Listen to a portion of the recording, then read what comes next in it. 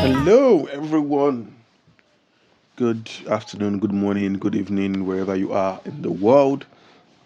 How are you guys? How's your week been? What have you been up to? Please share with us. We want to know. Shout out to our listeners in Germany who are some of our very good listeners. You guys make us smile. This is the Money That is Intercontinental podcast. With me, I have my amazing host, my all-time very good host, Hassana is in the Hi building. everyone. Hi Femi. I always approve of the way you introduce me. Thank you. I know, right? You deserve it. It's good. I also wanted to give a shout out today. Nigeria, the United States, Germany, Spain. You guys are amazing. The United Kingdom, Ireland, Sweden, Canada, Bulgaria, Austria, Colombia, Singapore, Senegal, the UAE, Australia, Ecuador, France, Malta, Russia, India, Hong Kong. You guys are amazing. Thank you for listening to our podcast. You know, this is the Money That is Intercontinental podcast. It's on Substack, it's on Apple Podcasts, it's on Spotify. I see that people are listening to it on the iVox app. That's I'm learning of that for the first time today. People are listening to it on Amazon Alexa. They're listening to it on the TuneIn Radio, on the Podcast Addict. That's interesting. Shout out to you guys. Please keep listening. Send us feedback. Let us know which one is your favorite episode. Which ones are your favorite episodes? Um, I think the episode we did on the 18th of July. I would like to know what episode that was. I think it's one of our most listened so far. Yes, it was one on education. We're talking about education. We talked about education. I think it's one of our most listened platforms, most listened episodes so far. Shout out to you guys. You guys are amazing. Thank you for taking out time to listen to us. So, today with Hassana, we'll be discussing how to stop losing money on exchange rates. Um, so I think a good place to start this conversation would be Hassana. I mean, exchange rates, they are always going up and down. Yeah. So let's start with the basics because some people hear FX losses, but they don't really understand what it is and why businesses should care about it. So when you hear FX, it's foreign exchange and it's the rate at which one currency is exchanged for another. But the catch is the rate you see online, which are like called the mid-market rate, is not what most businesses actually get. For instance, you are paying a supplier in the US and let's say it's like $10,000 and the mid-market rate is, for instance, let's say 1,200 naira to $1, but your transfer service gives you 1,170 naira. That 30 naira difference may seem small, but across the whole $10,000, that's like a loss of 300,000 naira. That's like over $250 gone just like that. So now multiply that across multiple transactions every month. Now you see where the problem is. So they're Mm. like operational waste Mm. and they definitely do not Mm-hmm. improve your service. No, they do Exactly. not. They don't go to your suppliers. And most business they don't even Mm. realize that this is happening. So that's why we are discussing this. Yeah, and then on top of all of that, there are the charges. So many charges. So many charges. So many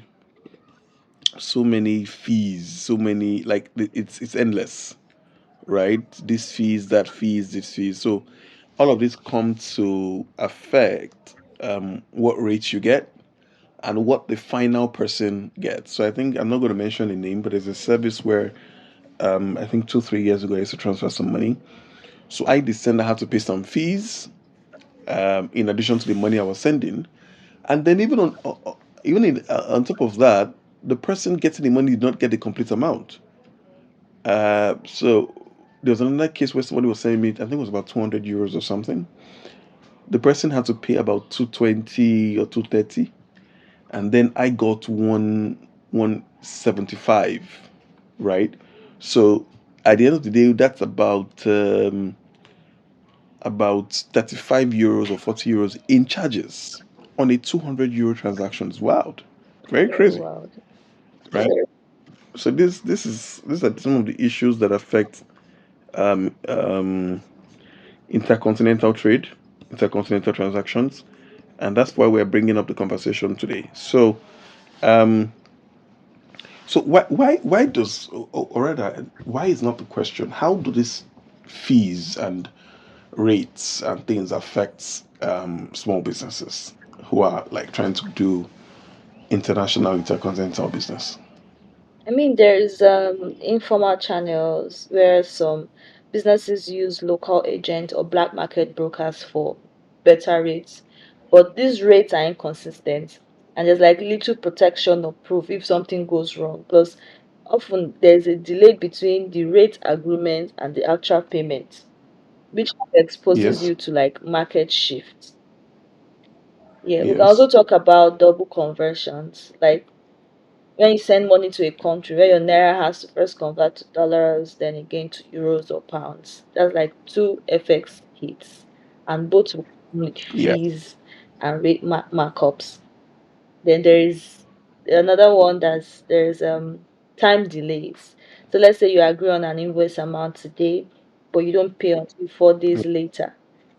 If the yeah. naira weakens in that time, you need more to cover the same for foreign currency. That's another way that you can lose money. Yes, I mean, very correct. And then on the side of of the business, it affects your suppliers. So if your suppliers are expecting, in my case, say 200 euro, and they're only getting 180, 175, you've created a problem. You've affected, once trust is affected, you've affected your value chain in terms of supply and logistics, which is not very good for you when you're doing international business. Um, you know, some people in their culture may not even give room for such lapses, and they will just, cut you out of the system, cut you out of the deal altogether. So these things are important, and that's why FX can be not just the FX itself, but how it plays out can be very impactful to how the transaction of the business eventually goes. Okay, so now that we've talked about foreign exchange, we've talked about some of the losses that the business can face. How exactly? I think the next question to ask is how exactly does one remit intend or to solve this problem, or how does one remit already solve this problem? With one remit, you basically have like upfront payments breakdown. What I mean is you know exact amount your recipient to receive, and there is no other hidden fees or anything like that. So what you are sending is what they are getting, and it's fast. Like they get their payment on time. For instance, your payment doesn't go into any black hole. You are wondering what's happening, why did I send this amount? Why is the person receiving this amount? You can track your transaction from start to finish. And like I said, it's always on time. So you are not worried that you're sending money today and they are receiving it later on, because like we said, most informal channels, they may be fast but they are very risky, because they may offer better rates but definitely will come at a cost. There's no transparency, there is lack of accountability, and let's also talk about legal and compliance risk, because these transactions often lack proper documentation, and this is not the same with one remit, because one remit is very compliant in that regard. Yeah, I like that you've highlighted all of these things. Another thing that one remit also does is that it helps keep your business alive.